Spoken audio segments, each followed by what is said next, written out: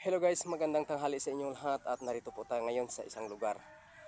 Nasa ilog po tayo ngayon at ito pong lugar ay nasa Sitio Bangkal po ng San Isidro Rodriguez Montalban Rizal po.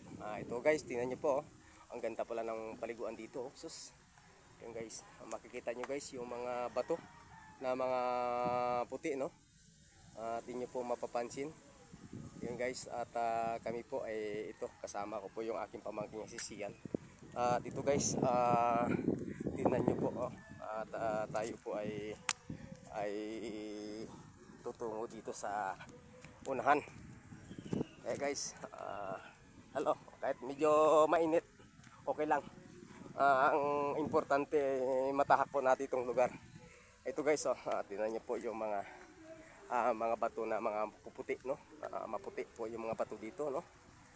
Ito guys, mapapansin nyo ang ilog ay parang siya guys, parang sa simento, no? Hindi siya to adobe. Parang tingnan nyo po siya artificial na gawa.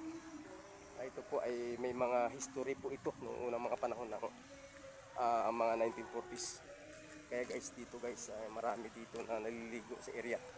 At mapansin nyo po. At yung nakaraan po guys, yung ating na-vlog,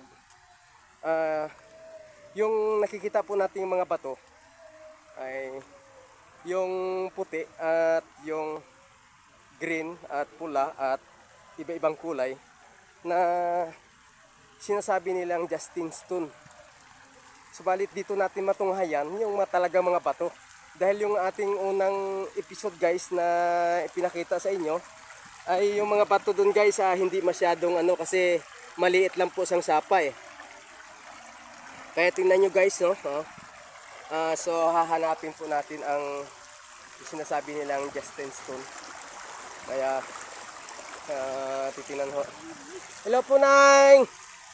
Napapaliguan nyo po to area? Napapaliguan nyo pa ito? Hindi na? Sige po. Sige, at tayo pa itutungo po dun sa unahan. Maghanap po tayo ng area na pwedeng kukunan pa. At ito may mga bata na naliligo guys. At tatahakin pa natin itong gilid ng ilog nito. Yan, may mga balon silang ginagawa dito. Ang ginagawa kasi nila guys, pag sila po ay naliligo dito sa ilog, mayroon silang balon. Gagawa sila, hukay sila. Tapos kapag tapos na silang maligo, ay doon na silang magbabanlaw. Kaya ito ngayon guys, kami po ay tutungo dito sa pinakaunahan. Kaya guys, tingnan yung area nito, napakaganda. Subalit hindi katulad po sa mga probinsya ng mga tulad ng province ng Mindanao at Capiz, Negros na wala pang masyadong maraming tao doon sa kabundukan. Hindi tulad dito guys kasi puro na ito po guys, subdivision ang nasa itaas. Kaya hindi natin masabi na yung tubig ay malinis. Kaya ito itatahakin pa natin, no? Ito guys, talagang matitindi ito. At talon tayo. Yan. Titingnan natin. So, medyo malay-layo so, doon tayo dadaan sa may mababaw konti. Ito babaw. Oo. Yan. Gusto ko sana tumalon, baka may malaglag yung gamit natin. Wow. Ayun. So guys, makikita nyo. Magandang mag-cover dito. Yan. Noong mga 7 years nga lumipas guys, ito po ay dito kami lagi naliligo, itong area. Naabot po kami na maghapon sa haligo dito dahil itong area wala pang subdivision, hindi pa gawa. Subalit na nandyan na po yan. So ayon sa mga sinasabi nila, may mga tubo yata din na dumadaloy dito galing sa subdivision na yan. Kaya baka hindi na secured na papaliguan. Subalit na time dito kami naliligo. Malalalim yan, hanggang mga baywang yan ang lalim. So ito po yung area ang aming pinapaliguan. Subalit dun sa area guys, may mga naliligo din doon. So tahakin po natin itong area. Dito tayo dadaan para makakover tayo ng mga iba pang maapakan natin na mga bato, lalo na sa tubig, no. Tingnan natin. Kasi wala sa atin itong ilog nito dun sa Payatas. Kaya pasamantalahin natin guys na makuha yan. That time dito kami naliligo. Ngayon parang hindi na siyang malalim. Pero malalim pa rin ito. Nasa mga hanggang baywang or liig ang lalim ng tubig nito guys. Ayan. Makikita nyo. Oo, ang ganda dito. Oh. So that time dito kami tumatalon eh. Kaya ito na pala ang area. So napakaganda guys ang area. Oh, ayan. Hello sa ating mga kaibigan yan, sa ating mga friends, shout out sa ating mga kalods at lalo na sa ating mga friends yan. So mayroon ton na bukal, parang ang tawag ito. Diyan natin sila kumukuha ng inumin na tubig. The time latest year 2020, dito po kami umigib papunta doon sa itaas na yan guys. So year 2000, no. Kaya ito na ngayon ang area namin, area nila. So ito, marami naliligo po dito. So ito po, ang ilog nito ay patungo ata sa bundok ng tawag ito. Hindi ko masyadong maano kung saan hanggang saan itong ilog nito. Kaya guys, masarap. Ayan, ito yung mga sinasabi nilang mga Justin stone na bato. Itong mga kulay. Ayan. Kaya makikita nyo mga kaibigan, sa ating mga viewers dyan, yun ang tinutukoy nilang Justin stone. Mga may kulay ng pula. Subalit ligid sa kalaman sa lahat ng mga kaibigan natin ay hindi lang po yan. May mga ibang kulay na bato. At dito po natin makikita at matunghayan yung mga bato nito. So sa atin naman po hindi naman tayo kumukuha nito dahil ay para po sa kalikasan yan. Atin lang, observe lang po natin.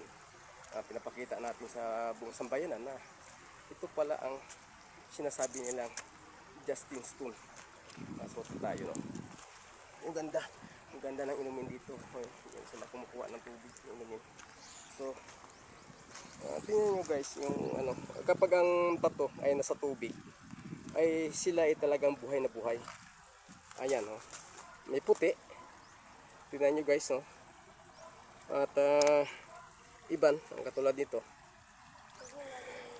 Kung tingnan po natin sa mga ibang mga sumasiliksik nito, ay malalim po ang kahulugan at history po nito ng mga bato nito. Hindi pa tayo nilalang at sa ating mga kanunuan ay mayroon na po itong symbolic. Subalit ligid sa kalaman, hindi man natin masyadong maabot ito na maipaliwanag dahil mayroon talaga mga hanay na maibibigay nila at may papaliwanag kung bakit na mayroong mga batong ganitong kulay. Kaya guys, tingnan po, bilang isang content creator or vlogger, pinapakita lang po natin na may mga area na di man dito sa Manila, lalo dito sa Montalban, na magaganda, na pwede nyo rin na sabihin natin na kung gusto nyo maligo or magbanding sa inyong pamilya, sa inyong mga anak na secured. Katunayan guys, ay may mga area din nga tayo napuntahan na naligo tayo, may kasama tayong mga bata na muntik lang din po kami namatay. Subalit naisip ko na mainam na maghanap po tayo ng ibang area na pwedeng pasyalan at tulad nito. Kaya makikita nyo guys, no? Itong mga bato na may mga tubig na sa gitna ay gawa po ng mga kalapit na taga rito, na mga taga rito din na ginagawa nila yan para mayroon silang paglubluban or pagpapaliguan, kasi hindi naman ganun kalalim ang tubig dito guys, eh. Yung makikita nyo. So ito, malayo ito, mga ilang kilometro pa hanggang doon sa bundok ng ah, Puray. Ang sinasabi nilang Puray, ano. Pero hanggang dito lang po kami at masyadong malayo doon at kapusin po tayo ng expenses para doon na makarating sa lugar na yun dahil sasakay ka pa ng habal-habal para makarating doon sa lugar na yan. Kaya ligid sa Kalaman, dalawa lang po kami ng aking pamangkin si Sian na pumunta dito. Yung aking tiyahin ay naiwan doon sa bahay, doon sa taas. Kaya kami na lang po dito dahil medyo may edad na yun, hindi niya na kayang maglakad sa ganitong kalayo. So kaya guys, ito, tingnan nyo, may mga bata naliligo po dito, ano, sarap maligo dito. Subalit guys, tandaan natin, pag may mga pagkakataon, kailangan din natin na gumala at makarating sa ibang lugar na matunghayan natin yung gaganda ng ating lugar.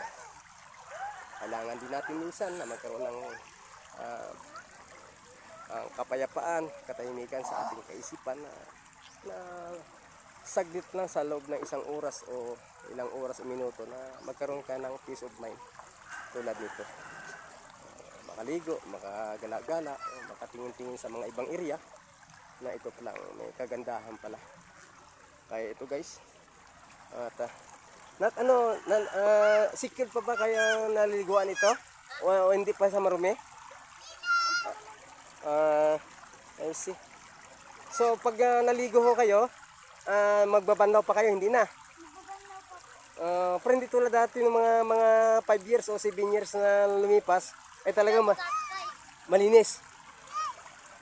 Wala kayong mga tubo ito galing sa division na dito tumutungo? Doon pa sa bundok. Pero yung dito sa itaas, doon yung kanilang kanal. Yung galing dito sa doon. So dito. Malinis ito. Yun nga sinasabi, no? Ang ganda. Maganda talaga dito. Sige guys, at maraming salamat. Kasama ko po yung mga taga rito, mga bata. Nagtatanong po kami dahil totally, mga 7 years na ho kaming na hindi nakakapunta rito. Subalit yung aking pamilya, meron po kami dyan sa taas, sa Miraculous na nakatira. So ako naman sa Payatas, kaya dito muna tayo kumukuha ng footage sa area nito. Sige guys, God bless po at maraming salamat sa ating mga kaibigan at sa ating mga kalods.